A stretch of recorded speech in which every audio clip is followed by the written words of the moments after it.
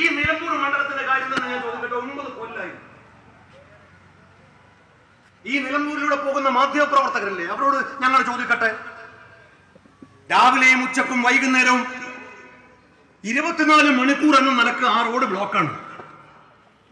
ആ ഗതാഗതക്കുരു കഴിക്കാൻ വേണ്ടിയിട്ടാണ് ആര്യാടൻ മുഹമ്മദ് ഇവിടെ മന്ത്രിയായപ്പോ, ഇബ്രാഹിം കുഞ്ഞ് പൊതുമരാമത്ത് മന്ത്രിയായപ്പോ, ഉമ്മൻചാണ്ടി കേരളത്തിന് മുഖ്യമന്ത്രിയായപ്പോ അവിടെ ബൈപ്പാസ് കൊണ്ടുവന്നത്. 9 കൊല്ലായിട്ട് ആ ബൈപ്പാസ് പൂർത്തിയാക്കാൻ ഈ നാട് ഭരിക്കുന്ന ഇടതുപക്ഷത്തിന് കഴിഞ്ഞോ? നിങ്ങൾ ചോദിക്കണം. പ്രിയങ്കരനായ അബ്ദുൾ കേരളത്തിലെ വിദ്യാഭ്യാസ മന്ത്രിയായപ്പോ കൊണ്ടുവന്ന ഗവൺമെന്റ് കോളേജ്, ഞങ്ങൾ കഴിഞ്ഞ ദിവസം അവിടെ പോയി. കുട്ടികൾ പറയാണ് ക്ലാസ് മുറിയിൽ പാമ്പാണ്, ഇരിക്കാൻ കഴിയുന്നില്ല. സ്വന്തമായി ഒരു ഗവൺമെന്റ് കോളേജിന് കെട്ടിടം ഉണ്ടാക്കാൻ 9 കൊല്ലമായി ഈ നാട് ഭരിക്കുന്ന സർക്കാരിന് കഴിഞ്ഞോ? ഞങ്ങൾ ചോദിക്കുകയാണ്. നിങ്ങൾ വികസനം പറയണം എന്നല്ലേ ഞങ്ങളോട് പറയുന്നത്? ഞങ്ങൾ വികസനത്തെ കുറിച്ചാണ് സംസാരിക്കുന്നത്. ഞങ്ങൾ മാധ്യമപ്രവർത്തകരോട് ചോദിക്കട്ടെ, ആ നിലമ്പൂരങ്ങാടിയിലെ KSRTC ടെർമിനൽ ഒരു പെയിന്റ് അടിക്കാൻ ഈ നാട് ഭരിക്കുന്നവർക്ക് കഴിഞ്ഞു? 9 കൊല്ലായി നിങ്ങൾ എന്ത് വികസനം കൊണ്ടുവന്നത്? ഒരു വികസനം കൊണ്ടുവന്നില്ല എന്ന് ഞാൻ പറയില്ല ശ്രദ്ധിക്കാം. ഒന്നും കൊണ്ടുവന്നില്ല നമ്മൾ ഈ ഗവൺമെന്റിനെ കുറ്റം പറയാൻ പറ്റില്ല. കാരണം ഉമ്മൻചാണ്ടി അധികാരം ഒഴിയുമ്പോ കേരളത്തിൽ ആകെയുള്ള ബാർ 27. അപ്പൊ 917 ബാറായിട്ടുണ്ട്. ബാറുകളിൽ നല്ല വികസനം. പാലക്കാട് കഞ്ചിക്കോട്ട് മദ്യ ഫാക്ടറി ഉണ്ടാക്കാൻ വേണ്ടി പോവാണ്. ഇതാണല്ലോ ഇപ്പൊ കേരളത്തിന് അത്യാവശ്യമായിട്ട് വേണ്ടത്. മെഡിക്കൽ കോളേജിൽ മരുന്നില്ല, സപ്ലൈക്കോ ഇല്ല, അരിയില്ല, ഇതൊക്കെ പറഞ്ഞു. അത്യാവശ്യമായിട്ട് ഇപ്പൊ കേരളത്തിന് വേണ്ടത് മദ്യ ഫാക്ടറിയാണ്. ഈ ഗവൺമെന്റ് വന്നപ്പോ ഇത്രയേറെ ലഹരിയുടെ ഒഴുക്ക് കേരളം മുമ്പ് കണ്ടിട്ടുണ്ടോ? നമ്മളൊന്നും കേൾക്കാത്ത കുറെ സാധനത്തിന്റെ പേരാണ് ഇപ്പൊ കേൾക്കുന്നത്. പിണറായി വിജയൻ കേരളം ഭരിക്കുമ്പോൾ കിട്ടിയൊരു ഗുണമാണ്. MDMA എന്തോ ബിരുദം എന്നാണ് തോന്നുന്നത് കേൾക്കുമ്പോ. LSD, കഞ്ചാവൊക്കെ മാറി ഇപ്പൊ ഹൈബ്രിഡ് കഞ്ചാവ്, ഹൈബ്രിഡ് കാറെന്നൊക്കെ കേട്ടിട്ടുണ്ട്. പറക്കലൊക്കെ കാർ ഹൈബ്രിഡ് കാർ അല്ലെ, ഹൈബ്രിഡ് കഞ്ചാവ്. ഉണ്ട് ഈ MDMA എന്നൊക്കെ നമ്മൾ എത്ര കാലമായി കേൾക്കാൻ തുടങ്ങി. ഞാനൊരു 5-6 കൊല്ലം മുമ്പ് ഒരു സമരവുമായി ബന്ധപ്പെട്ട് തിരുവനന്തപുരത്ത് ജയിലിൽ പോയി. അപ്പൊ പൂജപ്പുര ജയിലിലേക്കാണ്. അപ്പൊ ഞങ്ങൾ ആളുകളൊക്കെ ജയിലിലേക്ക് ഇങ്ങനെ സെല്ലിലേക്ക് ആക്കുമല്ലോ. സെല്ലിലേക്ക് ആക്കിയപ്പോ ആദ്യം സെല്ലിൽ കുറച്ച് ആൾക്കാരുണ്ട്. അപ്പൊ അവര് നമ്മോട് ചോദിക്കും, ജയിലിൽ പോയ സ്ഥിതിക്ക് അറിയാലോ, എന്താ നിങ്ങളെ കേസ് എന്ന് ചോദിച്ചു. എന്റെ കൂടെ ഉള്ള ഒരാൾ പറഞ്ഞു ലീഗിന്റെ കേസാണ്. ഇവൻ അവരോട് ചോദിച്ചു നിങ്ങളുടെ കേസ് എന്താണ്? അപ്പൊ അയാൾ പറഞ്ഞു MDMA കേസാണ്. ഇവനോട് ചോദിക്കും അതേതാ പാർട്ടി? ഓൻ അന്ന് ആദ്യം കേൾക്കുക. ഞാൻ പറഞ്ഞു മഞ്ചേശ്വരത്തെ ഒരു പാർട്ടിയാണ്. ഈ സാധനങ്ങൾ പണ്ട് നമ്മൾ കിട്ടുന്നില്ല. എന്റെ നാട്ടിൽ ഒരു ഉമ്മ, ഞാൻ പലയിടത്തും പറയുന്നതാണ്, ഒരു ഉമ്മ എന്റെ അടുത്ത് വന്നിട്ട് പറഞ്ഞു മോന്റെ മേശവലിപ്പോ തുടങ്ങുമ്പോ കഞ്ചാവിന്റെ പൊതി. ഞാൻ അവനോട് ചോദിച്ചത് എവിടുന്ന് കിട്ടിയാ? നമ്മൾ എന്നെ തല്ലാൻ വരിക, നിങ്ങൾ അവനെ വിളിച്ചൊന്ന് ഉപദേശിക്കണം എന്ന് പറഞ്ഞു. ഞാൻ വിളിച്ചിട്ട് പറഞ്ഞു മോനെ ഉപയോഗിക്കാൻ പാടില്ല, അത് ശരീരത്തിന് കേടാണ്, ആരോഗ്യം ക്ഷണിച്ചു പോകും, ഇത് വിശ്വാസപരമായി നമുക്ക് തെറ്റാണ്. എനിക്ക് അറിയാവുന്ന ഭാഷയിലൊക്കെ ഞാൻ അവനെ ഉപദേശിച്ചു.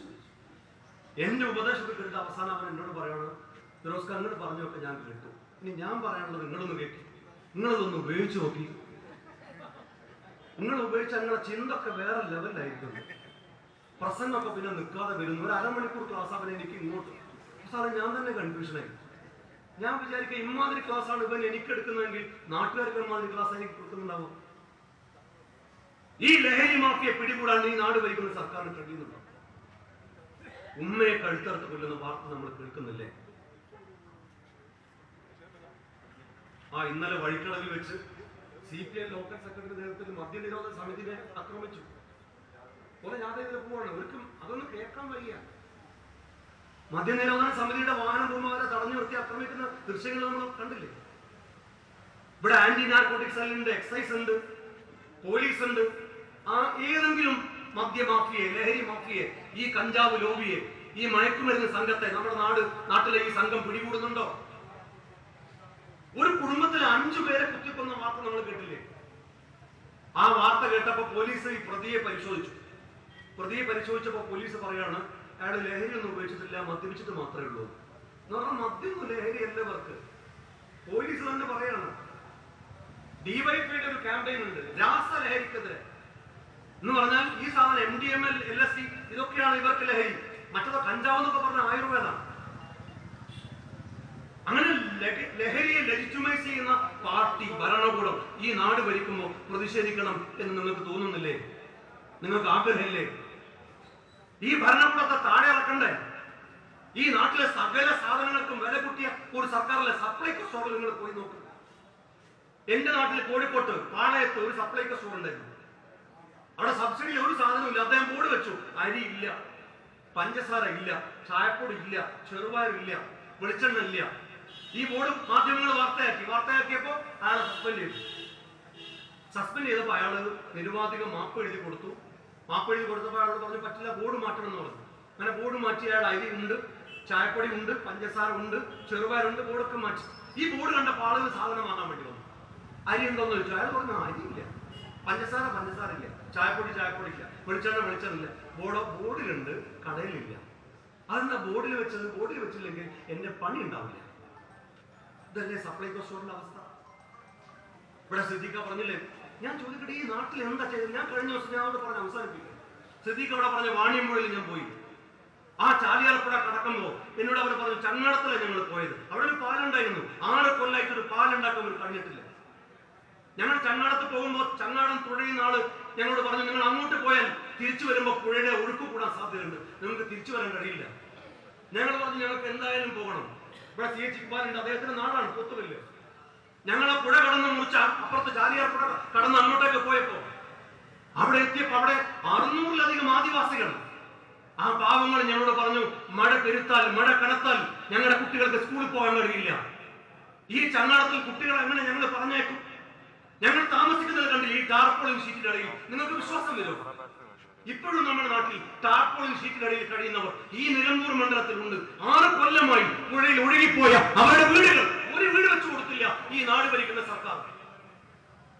ഏറുമാനം കാണിച്ചു തന്ന ഒരാള് എന്ന് പറഞ്ഞു ആന വരുമ്പോ ഞങ്ങൾ ഈ ചെറിയ കുട്ടികളെയും കൂട്ടിയിട്ട് ആ മരത്തിന്റെ മുകളിലേക്ക് കയറി രക്ഷപ്പെടും. നേരം വെളുക്കുമ്പോഴും അവിടെ ഉറങ്ങാതെ ഞങ്ങൾ കാവലിരിക്കും.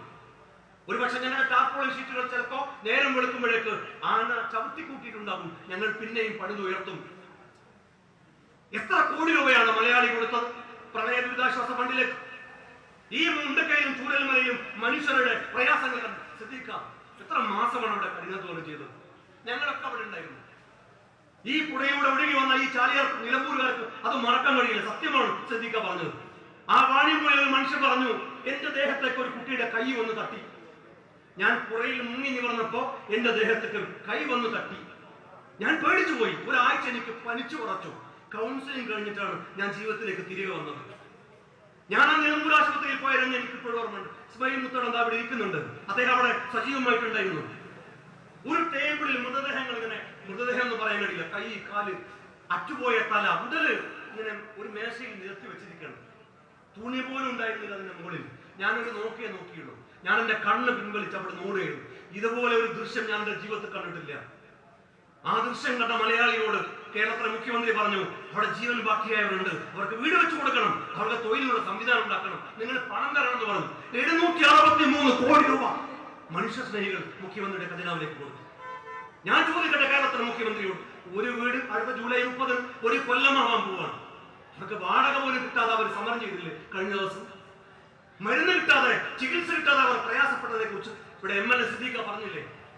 ഇതിന്റെ ഈ ശാപൊക്കെ നോക്കെ നിങ്ങൾ എവിടെ കൊണ്ടുപോയിട്ടാണ് കളയാൻ?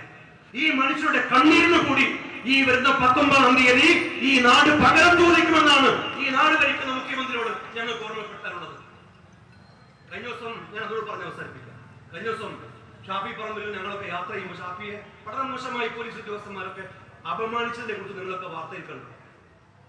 അപമാനിച്ചു. പരിശോധനക്കൊന്നും ആരും എതിരല്ല. MP ആണെങ്കിൽ, MLA ആണെങ്കിൽ, പ്രധാനമന്ത്രി ആണെങ്കിൽ വാഹനം തടയണം, പരിശോധിക്കണം. പക്ഷെ ഷാഫി ഇൻസൾട്ട് ചെയ്തു. അദ്ദേഹത്തിന്റെ മുഖത്തേക്ക് ടോർച്ചടിച്ചു. ഡിക്ക് അദ്ദേഹത്തോട് നേരിട്ട് വന്ന് തുറക്കാൻ പറഞ്ഞു. പെട്ടി മുഴുവൻ പുറത്തേക്ക് എടുത്ത് വെക്കാൻ പറഞ്ഞു. ആ പെട്ടി തുറക്കാൻ പറഞ്ഞു. ഒരാൾ അപമാനിക്കുകയാണ് ആൾക്കൂട്ടത്തിൽ, കള്ളനാക്കാൻ വേണ്ടി നോക്കുക. ഇത് പാലക്കാട് വരെ ചെയ്തതാണ്. ഞാൻ ഇന്ന് വരെ ഷാഫി പറമ്പിൽ ദേഷ്യം പിടിക്കുന്നത് കണ്ടിട്ടില്ല. ആ ഷാഫി പറമ്പിൽ പോലും കുറച്ച് ക്ഷുഭിതനായി സംസാരിച്ചു. കാരണം അത്രയേറെ ഇൻസൾട്ട് ചെയ്യുന്നത് അദ്ദേഹത്തെ ഞാൻ നേരിട്ട് കണ്ടതാണ്. പക്ഷെ അദ്ദേഹം എവിടെ പരാതിയൊന്നും പറഞ്ഞില്ല. പിറ്റേന്ന് മാധ്യമങ്ങളിൽ അത് വാർത്തയായപ്പോൾ പ്രതികരിച്ചു എന്ന് മാത്രം. ഞങ്ങൾ ആരും അത് ആരോടും, ഒരു മാധ്യമ പ്രവർത്തകരോടും പറഞ്ഞില്ല. ഷാഫി പറമ്പിൽ MP-യെ അപമാനിച്ചത് ഞങ്ങൾ പുറത്തും, UDF പുറത്തും. രാഹുൽ മാങ്കുട്ടത്തിനോട് വളരെ മോശമായി സംസാരിച്ച പോലീസുകാരോടും അതുപോലെ തന്നെ തെരഞ്ഞെടുപ്പ് ഉദ്യോഗസ്ഥരോടും UDF പുറത്തും. ഞങ്ങൾക്ക് പരാതിയില്ല, പരിഭവം. ഒറ്റ കാര്യമാണ്, ഈ മലപ്പുറം ജില്ലയെ അവഹേളിച്ചു. ഈ നാട്ടിൽ ഭീകരവാദികളും തീവ്രവാദികളുമാണ്. അതിനു വേണ്ടിയിട്ടാണ് ഇവിടെ കരിപ്പൂരിലേക്ക് സ്വർണം കൊണ്ടുവരുന്നത്, ഹവാല പണം വരുന്നത് എന്ന് പറഞ്ഞ് ഈ നാടിനെ അപമാനിച്ച മുഖ്യമന്ത്രി പിണറായി വിജയനോട് ഈ നാട് പൊറുക്കില്ല എന്നുള്ളതാണ് ഈ തെരഞ്ഞെടുപ്പിൽ ഞങ്ങൾ പറയുന്നത്.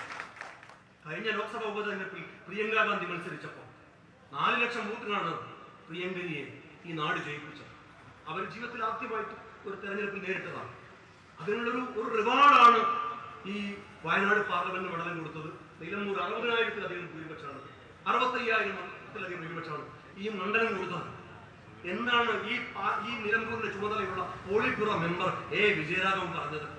ന്യൂനപക്ഷ വർഗീയതയുടെ വോട്ട് വാങ്ങിയിട്ടാണ്, അല്ലെ, വർഗീയവാദികളുടെ വോട്ട് വാങ്ങിയിട്ടാണ് പ്രിയങ്ക ഗാന്ധി ജയിച്ചത്.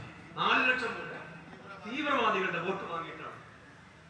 എന്തെല്ലാം ക്ഷമിച്ചാലും എന്തെല്ലാം കൊടുത്താലും പ്രിയപ്പെട്ട Vijayaraghavan, polit bureau member, CPM party, ഇടതുപക്ഷ മുന്നണി, നിങ്ങൾ ആലോചിച്ചോ, ആ പ്രസ്താവനയോട് ഈ നാട് പൊറുക്കില്ല, ഈ നിലമ്പൂർ പൊറുക്കില്ല, ഈ മലപ്പുറം പൊറുക്കില്ല. എന്തെല്ലാം അവസരം കിട്ടുമ്പോഴും, നിങ്ങൾ എപ്പോഴൊക്കെ അവസരം കിട്ടുമ്പോഴും നിങ്ങൾ നിരന്തരമായി ഈ നാടിനെ അവഹേളിച്ചു. 10ാം ക്ലാസ് പരീക്ഷ പാസ്സായവരെ കുറിച്ച് കേരളത്തിലെ മുൻ മുഖ്യമന്ത്രി പറഞ്ഞതിനെ സംബന്ധിച്ച് ഒരു മാധ്യമ പ്രവർത്തകൻ അങ്ങനെയൊന്നും പറഞ്ഞിട്ടില്ല എന്ന് വെള്ളപൂശാൻ കൈരളി ചാനലിനോടൊപ്പം കൊട്ടേഷൻ എടുത്ത വേറൊരു ചാനൽ ഇവിടെ ഉണ്ട്, അത് പറയാതിരിക്കാൻ നിർവാഹം. കൈരളിനൊപ്പം കൊട്ടേഷൻ എടുക്കണം. ഇടതുപക്ഷ മുന്നണിയുടെ വക്കാലത്ത് പറയുന്നവരായി ചില മാധ്യമ, ഞാൻ പേരൊന്നും പറയുന്നില്ല, അത് പറയാതെ തന്നെ നിങ്ങൾക്ക് ബോധ്യമാവും. വസ്തുതാ വിരുദ്ധമായി, അല്ലെ, പെൻഷന്റെ കാര്യത്തിൽ പറഞ്ഞു, 10ാം ക്ലാസ് പരീക്ഷയിൽ കോപ്പി അടിച്ചതിനെ കുറിച്ച് പറഞ്ഞില്ല എന്ന് പറഞ്ഞു. ഇങ്ങനെ വക്കാലത്തെടുക്കുന്ന മാധ്യമ പ്രവർത്തകർക്ക് കൂടി പാലക്കാട്ട് നീലട്രോളി വന്നപ്പോ ആ നീലട്രോളിയുടെ റൂട്ട് മാപ്പ് വരച്ച് പാലക്കാട്ട് ഐക്യ ജനാധിപത്യ മുന്നണി സ്ഥാനാർത്ഥിയെ അവഹേളിക്കാൻ ശ്രമിച്ച അതേ മാധ്യമ സംഘം, അതേ മാധ്യമ പ്രവർത്തകർ ഇവിടെയും ഐക്യ ജനാധിപത്യ മുന്നണിയെ അവഹേളിക്കാനുള്ള ശ്രമം നിരന്തരമായി നടത്തുന്നുണ്ട്. ഒരു കാര്യത്തിൽ ഞങ്ങൾക്ക് സന്തോഷമുണ്ട്. പാണക്കാട് സെയ്ദ് സാദിഖ് അലി ശിഹാബ് തങ്ങൾ ഹജ്ജിന് പോയതാണ് എന്ന് അറിഞ്ഞിട്ട് പോലും നിലമ്പൂരിൽ പാണക്കാട് കുടുംബം ബഹിഷ്കരിച്ചു എന്ന് വാർത്ത കൊടുത്തു. സാധാരണ പാണക്കാട് തങ്ങളുടെ സാദിഖ് അലി ശിഹാബ് തങ്ങളൊന്നും ബൈ ഇലക്ഷനിൽ ഇത്രയധികം വേദികളിൽ പങ്കെടുക്കാറില്ല. അതിന് മുമ്പ് ഇത്ര ബൈ ഇലക്ഷൻ ഉണ്ടായിട്ടുണ്ട്. ഇപ്പോൾ അതുകൊണ്ടൊരു കാര്യം, ഹജ്ജിന് പോയി വന്നതിന് ശേഷം ഇസ്മായിലൊക്കെ എപ്പോൾ വിളിച്ചാലും ഈ നിലമ്പൂരിലേക്ക് പാണക്കാട് സെയ്ദ് സാദിഖ് അലി ശിഹാബ് തങ്ങൾ പരിപാടി കൂടി വരുന്നത് ഞങ്ങൾ മുസ്ലിം ലീഗ് പ്രവർത്തകർക്ക് ഒരു ഉറച്ച ബോധ്യമുണ്ട്, ഒരു ഉറച്ച വാശിയുണ്ട്. നിലമ്പൂരിൽ ചരിത്രത്തിൽ ഇന്ന് വരെ കിട്ടിയിട്ടില്ലാത്ത ഭൂരിപക്ഷം ഐക്യ ജനാധിപത്യ മുന്നണി സ്ഥാനാർത്ഥി ആര്യാടൻ ഷൗക്കത്തിന് ലഭിക്കണം. അത് നേടിയെടുക്കുന്നത് വരെ മുസ്ലിം ലീഗ് പ്രവർത്തകരും കോൺഗ്രസ് പ്രവർത്തകരോടൊപ്പം UDF-ലെ മറ്റ് കക്ഷികളോടൊപ്പം കൈമയും മറന്ന് പ്രവർത്തിക്കും എന്ന് മാത്രമല്ല, 23-ാം തീയതി ഈ മണ്ഡലത്തിൽ ആര്യാടൻ ഷൗക്കത്ത് വിജയക്കൊടി പാറിക്കുമ്പോൾ അതിന്റെ കൂടെ ഞങ്ങൾ ഉണ്ടാകുമെന്ന് നിങ്ങൾക്ക് വാക്ക് നൽകിക്കൊണ്ട് ഈ പരിപാടിക്ക് ആശംസകൾ നേരുന്നു. അഭിവാദ്യങ്ങൾ. ജയ് UDF.